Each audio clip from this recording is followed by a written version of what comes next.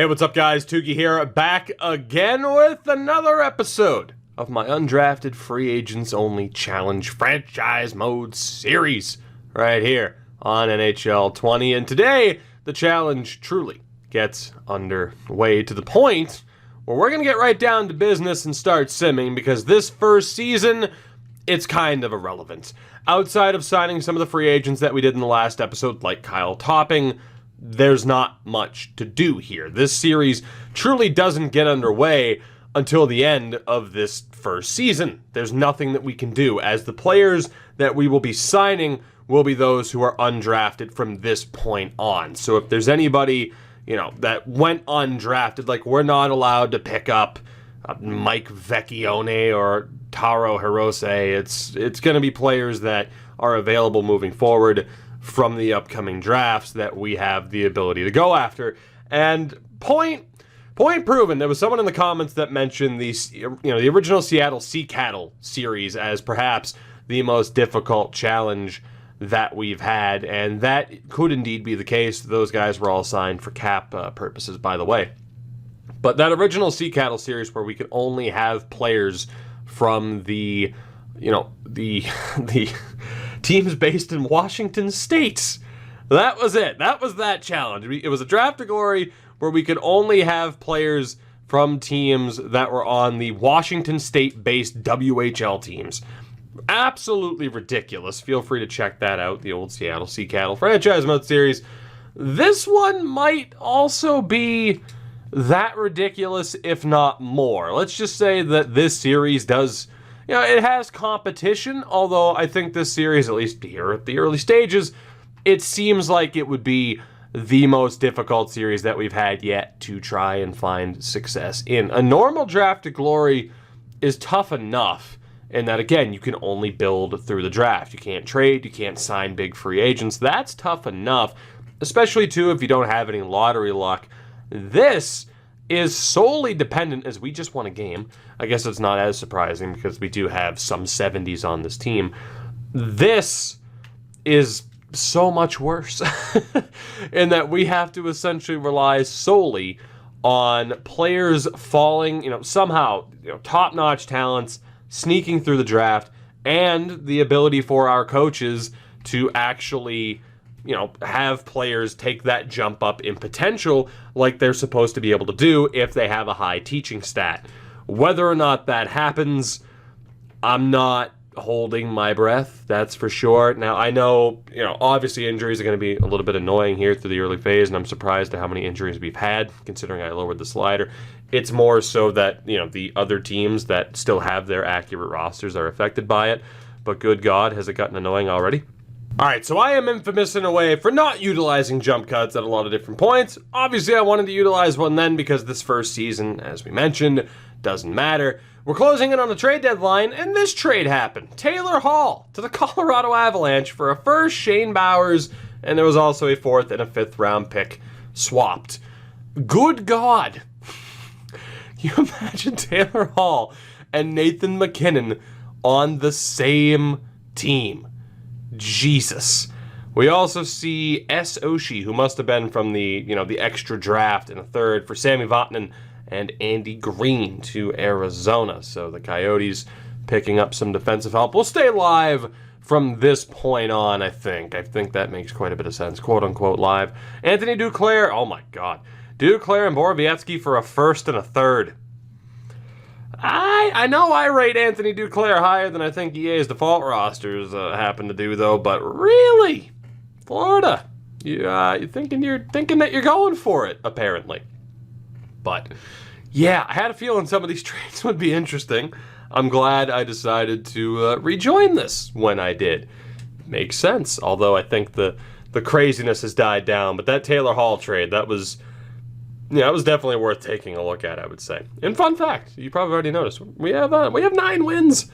As Eric Stahl, good God, Eric Stahl and Brad Hunt for Urho Vakanainen and Axel Anderson. So the Bruins get Eric Stahl, who, of course, the Wild just re-signed in real life, or not just, for 2 of the Bruins' better defensive prospects.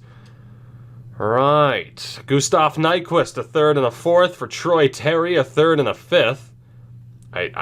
I don't like that trade for Anaheim. I like Troy Terry a lot. That's been one, I guess, I don't want to say common complaint or point of contention, but I guess complaint wouldn't be the right word for it. Some of the trades have been a little bit questionable at the start of NHL 20. Some of the RFA signings have also been a little bit suspect. And I think it'll probably end up being adjusted. I don't know. Some of those trades, it really, I mean, put it this way. I'm a little bit happier with the trade logic thus far in that the AI does at least appear to be a little bit smarter in terms of how they build a team. For example, the start of the Sharks series, or really at the start of this series, you know, there are teams with two goalies where it's like, oh yeah, they're smart. Like Chicago's trying to, you know, move Corey Crawford instead of the younger and better Robin Lehner.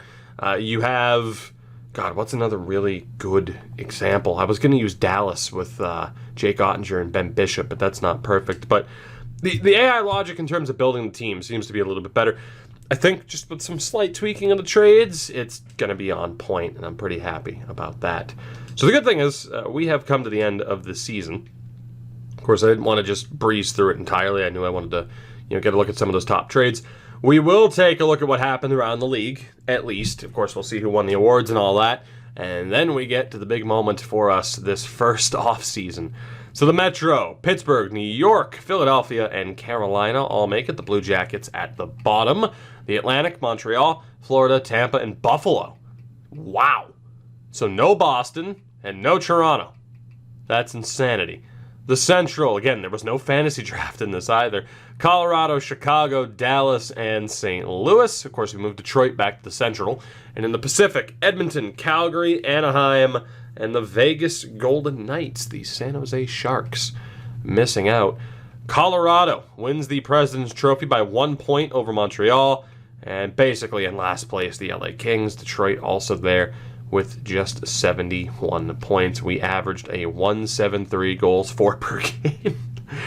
That is absolutely horrific. Colin Blackwell led this team in points, but again, there's really nobody there that we're overly worried about, so we'll just go ahead and skip towards looking at the stats from around the league, where Connor McDavid led the way. Jack Eichel, Nathan McKinnon. So on medium, the top-notch players definitely still score at a pretty damn good rate. And I'll be intrigued to see when Ovi retires. On Twitch, he played another 10 years and put up over 1,000 goals in his career. But it's that high setting that makes, you know, like the middle six, even the bottom six score just a little bit more frequently. The goal-scoring king was Ovi, the only one to hit 50. Malkin and McKinnon were up there as well. For defensemen, OEL. So for anyone who's like, you rated OEL too low, I don't know if I did in terms of how well he does offensively still. See, this, you know, it's just, you got to think of these things. Top goal scorer was OEL, tied with Erik Karlsson with 19. For goaltenders, the winningest, Sergei Bobrovsky, Carey Price with 40 wins. 914 save percentage. Curtis McElhinney, my God. Pavel Francouz did really well, but Bobrovsky will probably win the Vezina. Lundqvist was up there as well. And for the Rooks, it is going to be Jack Hughes, 2 points more than Capo Caco, but that should be enough for him to secure the Calder. So there you go, Jack Hughes, a likely Calder winner. We will sim to the end of the postseason. Of course, we'll take a look at the awards, who ultimately won the Cup. And then, like I said, we get to this offseason where I'm going to be very intrigued to see how this goes down.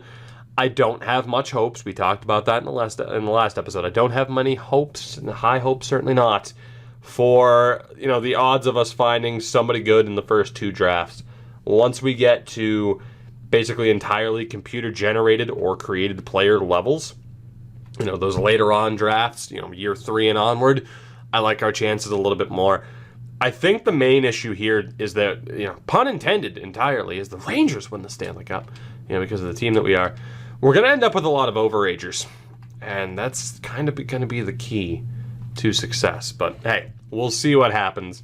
The Rangers, Stanley Cup champions. Apparently they are contenders out of the gates, beating the Calgary Flames in 5 games in the final. In the AHL, the Bakersfield Condors beat the Rochester Amerks in 5 as well. So taking a look at this Rangers team, I mean, we know that Panarin is there, Lundqvist is there, and Panarin did lead the way. Brett Howden was phenomenal for them. Capo Caco wins the cup as a rookie. The Tyler Seguin effect. I mean, they didn't have any changes to their team. It's pretty much what you would have expected their team to be. Trouba, Fox, Shea, and Smith, they would have sent down 2 others, I suppose. And then Henrik Lundqvist gets his cup. The Manhattan Project was successful. Awards. That's a shout out to an old series, by the way. Award-wise, McDavid wins the Art Ross and the Hart. Chris Letang wins the Norris. Nathan McKinnon, the Lady Byng. The Calder goes to Jack Hughes. Panarin, the Conn Smythe. Bobrovsky, the Vezina. Vasi wins the Jennings. Nate Schmidt, the Masterton. Weston, the Rangers head coach, wins the Jack Adams. Kopitar, the Selke. McDavid, the Ted Lindsay. And the Rocket Richard goes to Ovechkin. In the AHL, Kaprizov put up the most points. He was also league MVP. Most goals, Vitaly Kravtsov. Top rookie was Kaprizov as well. Brennan Manel, the top defenseman. Shane Starrett, the top goaltender. Colby Cave, MVP of the playoffs. So that is our first season in the books. Quick and easy. And we will move to the draft here. Of course, we already traded away all of our picks. We would have had the 4th overall pick. Shocker. What a surprise. We would have had the 4th overall pick. Who had the second best odds? The LA Kings did. So I think any picks that we look to move on from, we will probably trade over to LA and try to help boost them up a little bit. Now, in terms of retirements, I mean, nobody major. Martin Erat, Derek Roy, Lee Stempniak, Matt Molson as well. For defensemen, Seidenberg, Tom Gilbert. Just the, pretty much the free agent list is who we see retire there. Do we lose anybody off of our staff? We do. We lost Pete Sullivan. I don't think he was a head coach. We also lost an AHL staff member as well. And one of the random dudes we signed to take up roster space ended up turning into a scout out of all of that. We will not bother with interviews. That's something we're not going to have to worry about here. And we will go to the draft. So let's talk to the Los Angeles Kings, because any draft picks we have in the near future, we are going to want to send their way. So pretty much all of that. I'm just going to send my next 5 picks in line to the Kings. We will pick up their 7th round pick in 2025. And just like that, we are done in this draft. I will take a look at the top options, though, who went, through the first round. As Lafreniere didn't go number 1, Backlund did. Lafreniere went to Arizona, Lundell to Washington, Holtz to New Jersey, Byfield ends up going to LA, Lucas Raymond, Tim Stutzel, Noel Gunler, Cole Perfetti, and Henrik Lapierre. Hendrick. How's he spell it again? Is it Hendricks? It is Hendricks. Lapierre. So there you go. A quick scroll through, though, in case you want to know where all of the top names went. Names that you will never see suit up for us. Unfortunately. It's, again, the players that, as Askarov went in the first round, the players that nobody else wanted. That's who we get to rely on to try and build a winning tradition. And we are very, very close to getting to that point. The only thing that we have to do is just make sure that we're getting rid of a bunch of players and we double check our staff. I'm not going to worry about re-signing anybody. We'll wait until we get to free agency. But yeah, we're good. I mean, we're dropping everybody. The good thing is I don't even have to do that, right? I can just sim. So pretty much all those guys that we took in the expansion draft we're letting go of right now. This challenge is officially underway once we get to the start of free agency here. So we'll see if we get lucky with anybody half decent being available. I'm not betting on it. I don't like our chances, but we'll see what we have here. And that's what we'll take a look at first before we sort out the issues with the coaching staff, as Torrey Krug and Braden Point are still free agents. So for the goaltenders, let's see who we have here. Medium backup Wellwood and a medium fringe. That's not a bad start already. All right, Braylon Wellwood's 19. Mikhail Koristin, likely to be our first star goalie. Do we have anybody else with a half-decent potential? Another backup in Pete. Another backup in Ersan, but I think he's real. He is, and he was drafted by Philadelphia. Any other 20-year-olds? I doubt it. I doubt it. Boy, never mind. There's a shitload of them. It's just whether or not any of them are half-decent. And the answer appears to be no. You have Coy as a backup. Okay, so that's it. There's a medium fringe goalie. Will Koristin ever be anything? Probably not, but damn it, we have to hope so. So, there we go. We'll sign him up. We'll also sign up Wellwood based on his age. Actually, how many goalies did we sign last year? I need to double check that, because we don't want to end up with too many goaltenders. Let's see how many goalies we have signed here. So we have Kote, Kazanave, Popovich, Welch, and Minor. Okay, so we have room for 2 players here. Yeah, we have room for 2. So maybe I shouldn't have signed as many of the goalies as I did last year, but that's okay. It was going to be... I didn't, in fairness, look at progress reports like I should have. Got to remember to do that at the end of every year. Let's see what we have. So I think... I mean, based off of medium backups, it should be Pete over Wellwood. I mean, for the overall, he's a 59. Were there any other 19-year-old backups? I don't think there was. There was not. Although, Ingham, you were drafted, though. You were drafted, weren't you? Yeah, you were. 6th round pick of the Kings. Damn it. So, it's going to be Pete. Wyatt Pete, the 19-year-old medium backup that we also look to sign. We'll give him a max deal to try and help our cause. Defensively, who do we have? Nobody. That's who. Oh, God. A lot of low 7ths. Boy. Oh, my God. There's a lot. We got a medium. We got a medium 7th. Javon Wallace. Well, he'll be the first one that we send an offer to. Very, very good. Javon Wallace. We also have Cizikas. Grant Cizikas. Sign him up as well. I mean, these medium 7ths, this is like goddamn Christmas right now. Sign him up. Canuck Leipert was drafted, right? Yeah, he was a Washington pick. And we get into the 20-year-old players. Another medium 7th in Kukanen, but I'm pretty sure he was drafted. He was a 5th-round pick of the Sabres. Victor Berglund was drafted. We've been over that. I don't think we're going to have any other half-decent potentials here for the 20-year-olds. It's just a whole bunch of nothing. Just a whole bunch of nothing. Uutinen, Vancouver draft pick. Damn shame. Can there please be somebody else?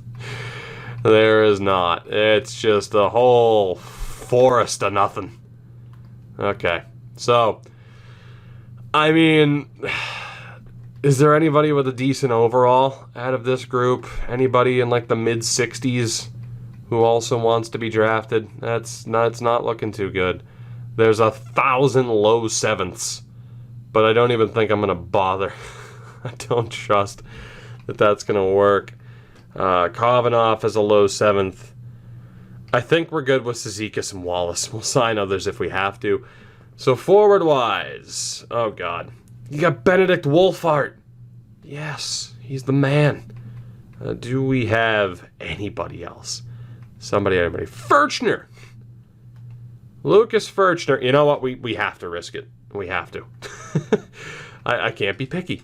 I just want to make sure we don't end up with anybody, like a bunch of players that are just going to take spots.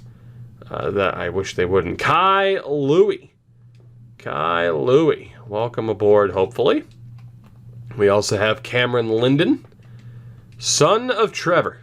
I don't care if that's true or not. It's officially the lore. We also have Sheldon Roenick, son of Jeremy. Clearly, see, this team, it's got a pedigree. And Vyacheslav Kuleshov, the Ukrainian.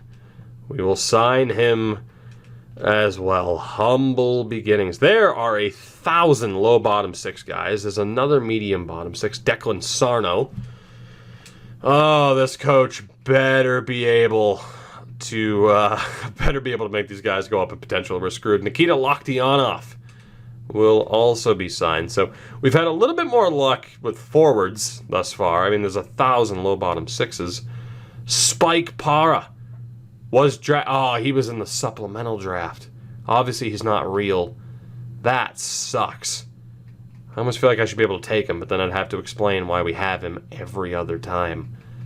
Someone's like, wait, why is that guy drafted? The rules. And I'll be like, well, but you see the extra draft. And, well, technically they were drafted. And that's just the whole problem. Landeskog. Ludwig Landeskog. Oh, come on.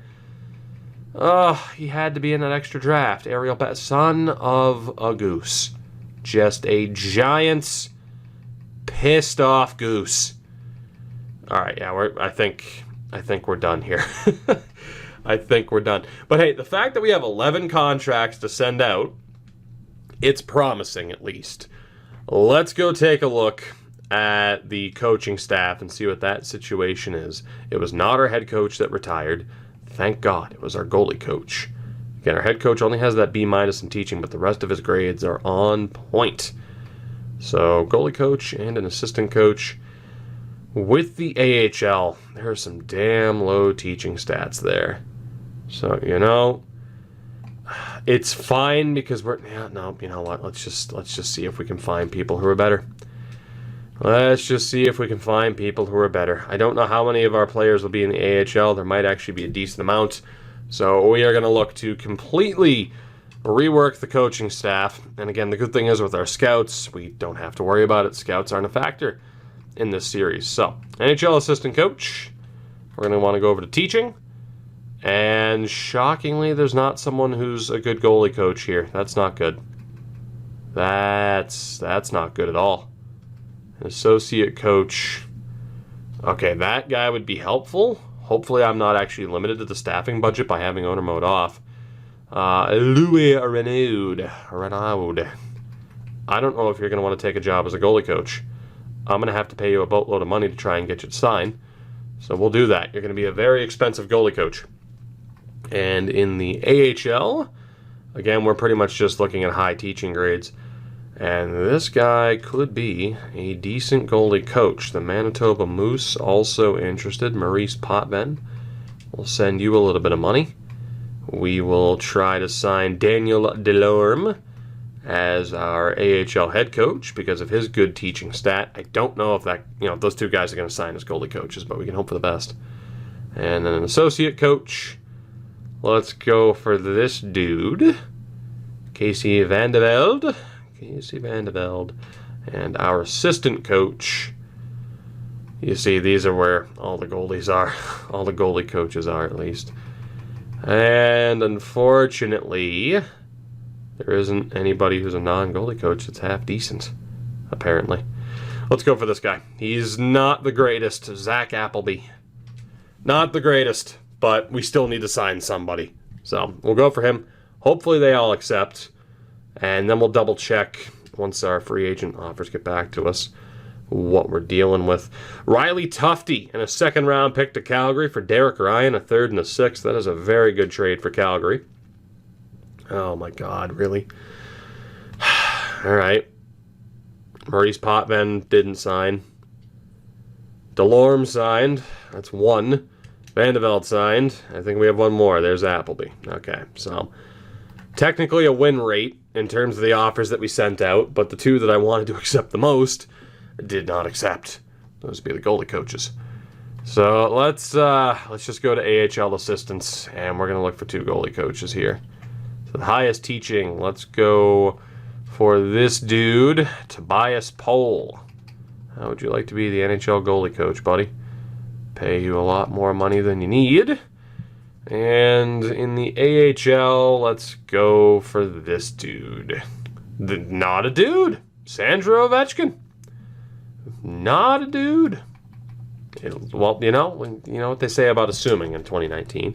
But Sandro Ovechkin, welcome aboard. Hopefully. Please sign the contract, for the love of God. So, let's see. Furchner signs. Roenick, Kuleshov, Koriston. Please, if anybody rejects, I'm going to cry myself to sleep tonight. Nobody rejected.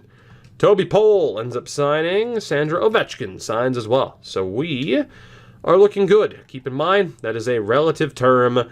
We got a long, long road ahead. Goalie-wise, we have our 6 for now. Defense, 2, 3, 4, 5, 6, 7, 8, 9, 10, 11, well, yeah.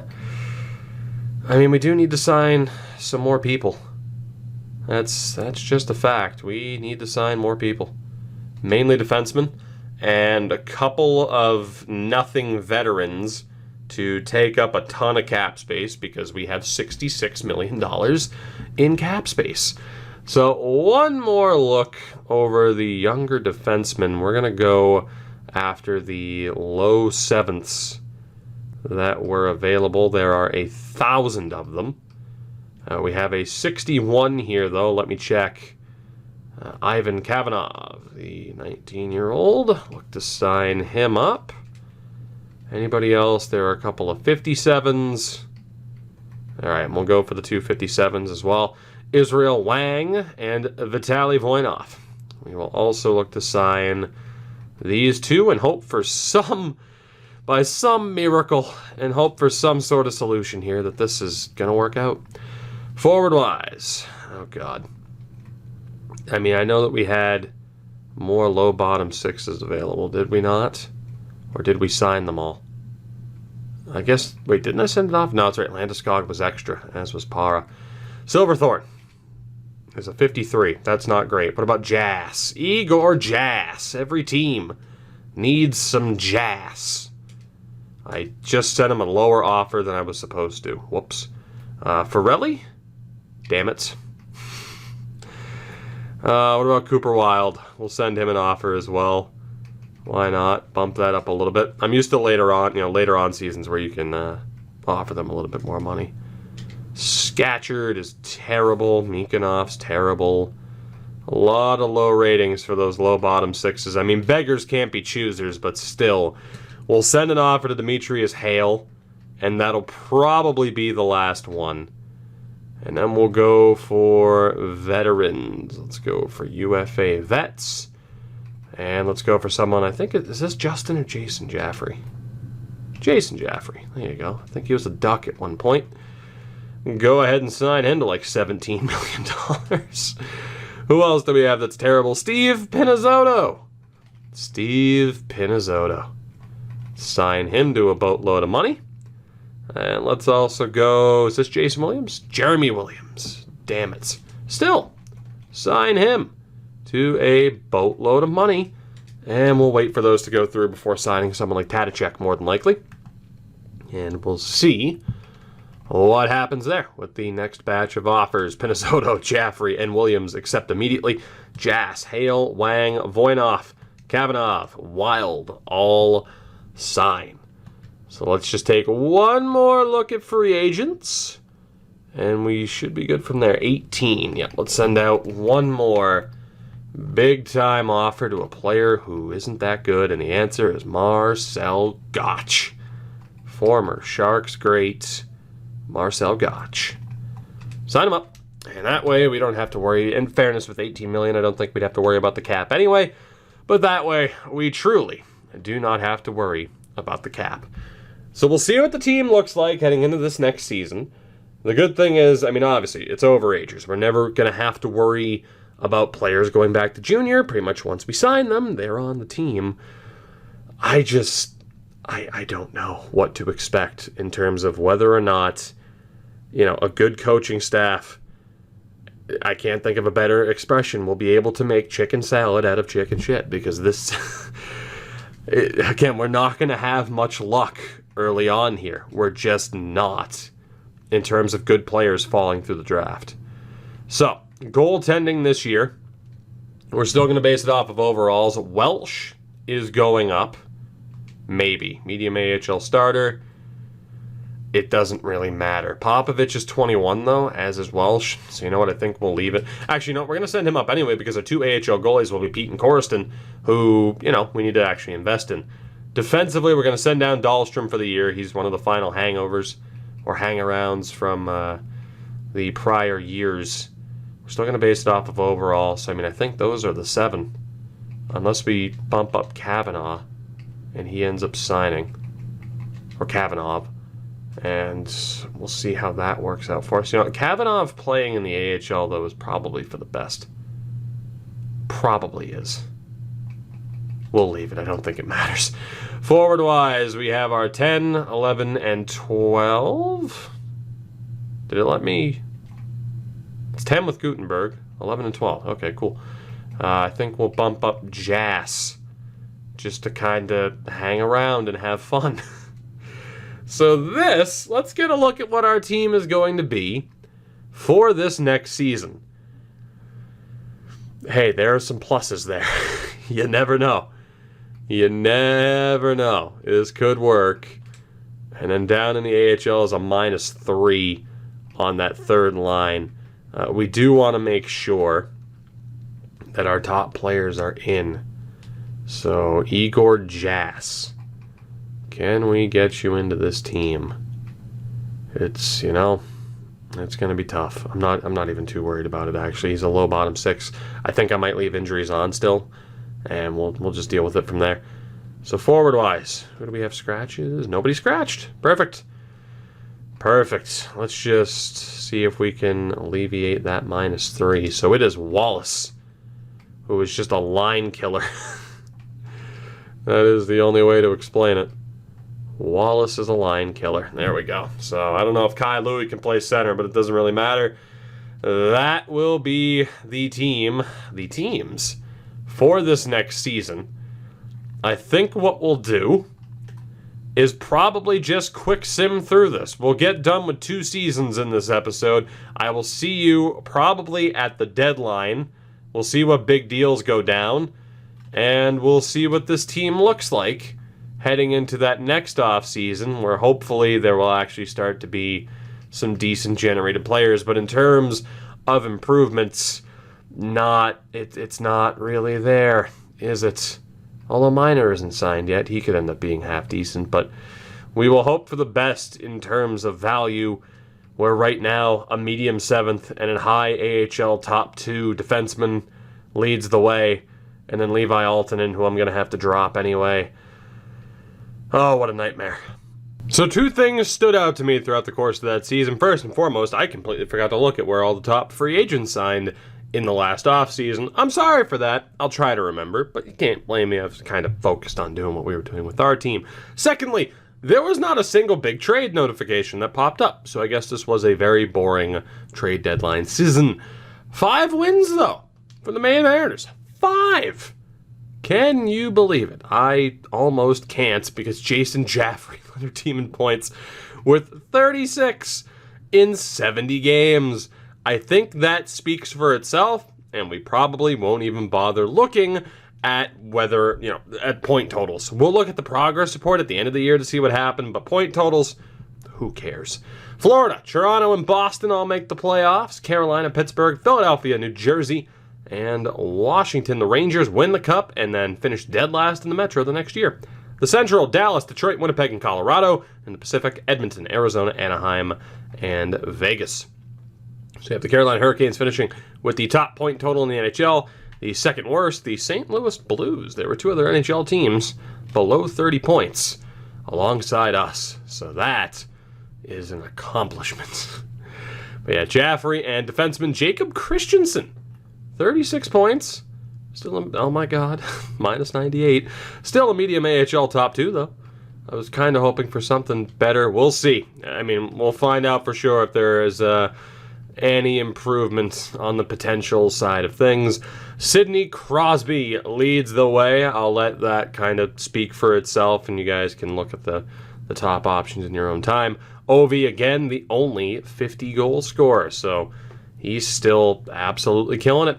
For defensemen, not for right wingers, for defensemen, Shane Gostisbehere led the way with 85 points. OEL still up there.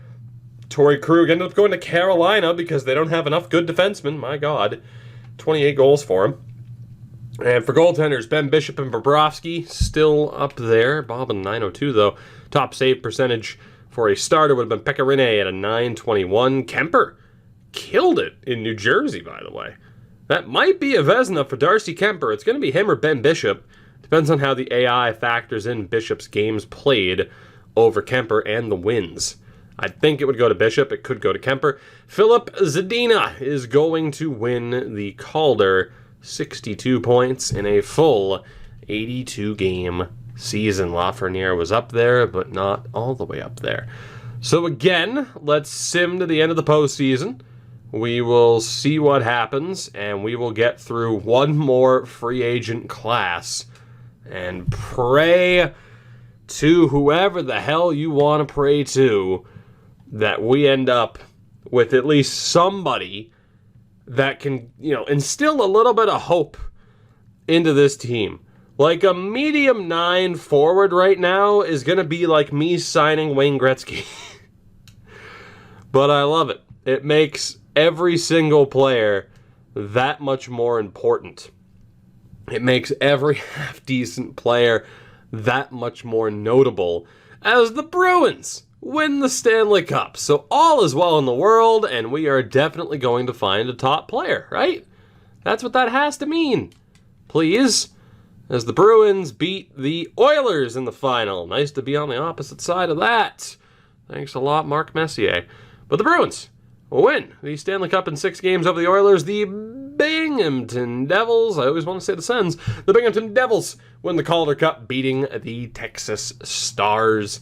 That Bruins team, minus Torrey Krug, had David Pastrnak absolutely kill it, but this is what that Bruins team looked like. I mean, top line getting it done. They added Connor Sherry. They added Eric Stahl, of course, Anthony Duclair. Anders Bjork finally made the team, and Sean Corelli didn't play much. Defense, McAvoy, Del Zaster, John Moore, Grizzlick, Mark Pysyk, knows the Zdeno Chara. Very, very odd. But Tuukka Rask gets the job done. Keith Kincaid is apparently the backup. So these AIGMs have wasted no time in totally shifting around their rosters.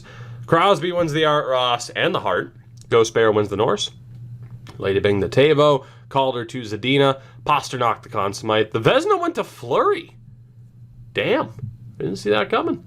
The Jennings to Kemper. The Masterton to Yossi. Jack Adams to Penner in New Jersey.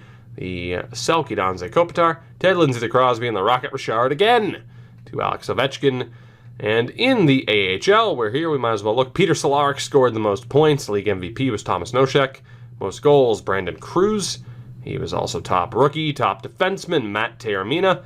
Best goaltender, Philip Larson. MVP of the playoffs was Mikhail Maltsev for the Devils. So that is Season 2 in the books. Yes, we are making quite a bit of progress, but that is by design because, again, the only highlight for these early years is just getting to the free agent list and seeing what's there. In terms of improvements, though, let's look at goalies first. So, I mean, overall improvements, sure. No potential improvements there. You still have Pete and Corriston where they were. So we're getting progression. Pete's up to a 63 medium backup, but no potential boosts that I've noticed as of yet. Zellinger's still there. Cizikas at a medium 7th. And then down in the AHL, I think Wallace was a medium 7th by default as well. So I don't know if we've seen any improvements from a potential standpoint as of yet. There are overall improvements. Ryan Hughes up to a 70. Could end up being a pretty decent player for us. You have Joey Garefa up to a 20. Or up to a 20. Up 20 to a 67. A 20 overall. Wouldn't be surprising in a series like this. But yeah, in terms of any crazy potential boosts, I'm not seeing that yet. So we're still going to have to hope for some decent options once we get past this draft. Speaking of which, let's move forward. Of course, we'll see who ends up retiring as well, as we would have had the number 2 overall pick in this draft. I completely forgot to look at who should be getting this next pick. I think the Rangers were terrible. I think St. Louis, was it St. Louis and the Rangers? I think we'll just probably send our picks to the Rangers to help them rebound. As Joe Thornton retires early.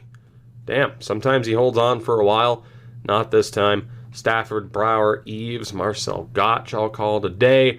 Brent Seabrook and Jay Bouwmeester both retire as well. Goaltending-wise, Chad Johnson, Hannu Toivonen as well. So hopefully it'd be pretty cool to have Coach Joe Thornton. It might not happen, though. We did not lose any staff members. Seabrook and Brower become scouts. That is very disappointing because it doesn't help us at all. So that's a bit of a shame. To the draft we go. We will help out the New York Rangers because I can't remember who else was terrible. It was St. Louis. Okay, you know what? No, screw it. We'll help out St. Louis instead. Why not? Actually, you both won cups lately, but one of you beat my favorite team, so we're going to help out the Rangers. That's right, Blues fans. I'm that petty. I'm just kidding. It doesn't matter who we send them to.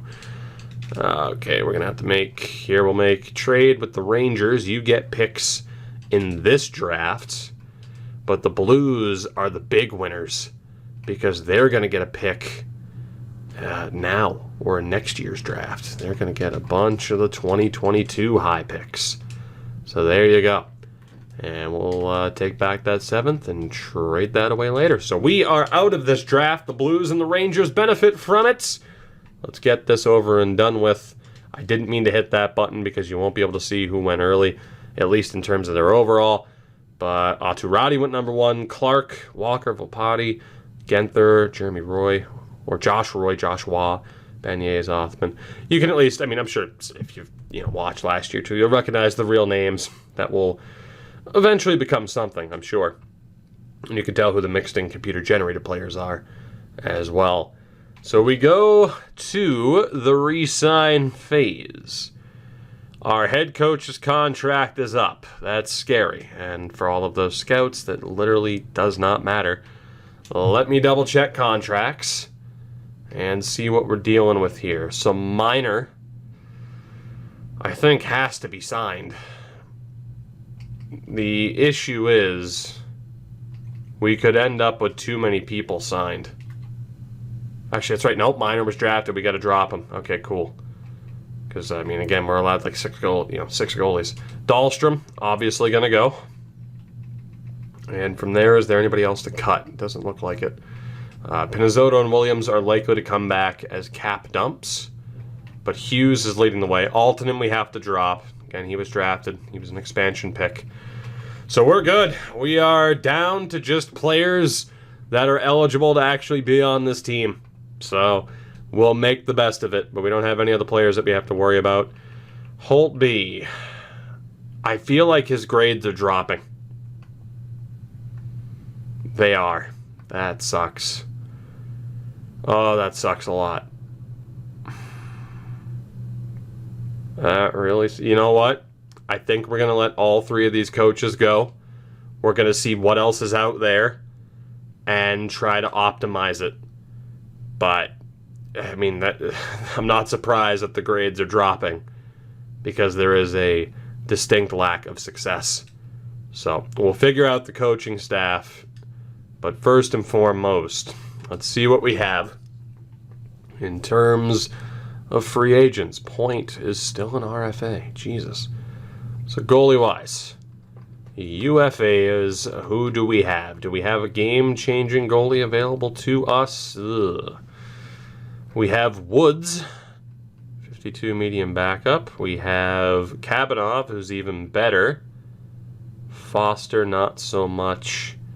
Battaglia, Boston Blues. It's looking like it's only going to be medium backups here. We have a fringe. We do have a fringe. Oh, it's a Cademan, though. Come on, he doesn't exist. It had to be a Cademan. Roddy Ross is there. We're going to have to sign Cademan. Ugh. No disrespect. I can't even say, no disrespect if your name's Cademan. There's no way your name's Cademan. That's not a real name. And I don't understand why. Well, actually, we did find out why it was in the game because there was someone who worked at EA with that name. But I don't believe he ever existed. Cademan Gray. Medium fringe. He's 20. But we got to sign him and hope for the best. Defensively, by some miracle, we have a low 6. Jack Asham. We'll sign him up. Columbus is also interested. Get the hell out of here, Columbus. He's ours. He has to be. You have other options. I don't. There is a medium 7th in Brendan Subban, who we will also send an offer to. And in terms of any big names, again, I'm not liking our chances. Another medium 7th and UC Calvasari. Nope, he was a Panthers pick. Damn it. Damn it, damn it, damn it. Bunch of low 7ths, still a ton of low 7ths. There's got to be somebody. Another medium 7th and Nikita Yekimovs. The Jekimovs will sign him up too. Hopefully. And from there, we kind of have to rely on forwards unless there's somebody who's really good. Although Miles, nope, I can't take him. He was selected by Pittsburgh. Damn it. I was going to say, if he was any decent, that could have been nice. Jackson LeDuc, but he's a very low overall. Holy hell. Okay, 68, Terrell Blanc. No, Chicago and Anaheim. That 2019 extra draft is just, it's a swift kick to the groin over and over again. We'll send an offer to Alexandrov. I wouldn't blame him if he goes to St. Louis ahead of us. Leonov was selected. Okay, I'm done. I'm done. The good thing is we're just about out of that time frame of having to worry about those type of players being lumped in with the rest of them. Washkarak was drafted. Damn shame. Low bottom 6, John Farrell and Sven Olas. What about Culp? Cohen Culp. Damn it. That extra draft. Oh, baby. Please. Please, please, please, please. Yes. There we go. I'll take it. It's something. Sergei Voloshenko. Low top 6 forward. Say hello to our Crosby, I hope. God, we have to hope for something like that. Boris Saprikin is ineligible to be signed. And then there's just a whole bunch of nothing. What about Valeri Kolsnik? Nope. That extra draft is just the bane of my existence right now. Jason Dundas is not good. He's really not, but we'll sign him for the potential. Maybe by some miracle it works. It really does depend on the coaching staff from here on out. Rowan Ludwig is a 52 as well. That's a bit of a nightmare. That's a bit of a nightmare, so we're up to 8 contracts. I think from there, unless there is a can't-miss player in this group, we're going to stop there and sign our veterans to make sure that we're cap compliant.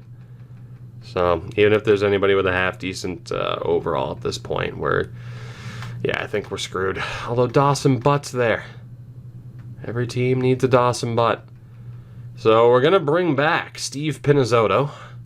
The audacity of him actually looking to get paid. I guess because he played last year. He's like, I did well, pay me. Which is insanity. Williams, we will also look to sign to a big money deal. And potentially one more. Dupuis. Imagine it's Philippi because Pascal's not in the game anymore. He is retired. So that should do it. I think what we're going to do is we're going to call it there for the moment. We'll figure out the coaching staff and everything and then keep this going in the next one.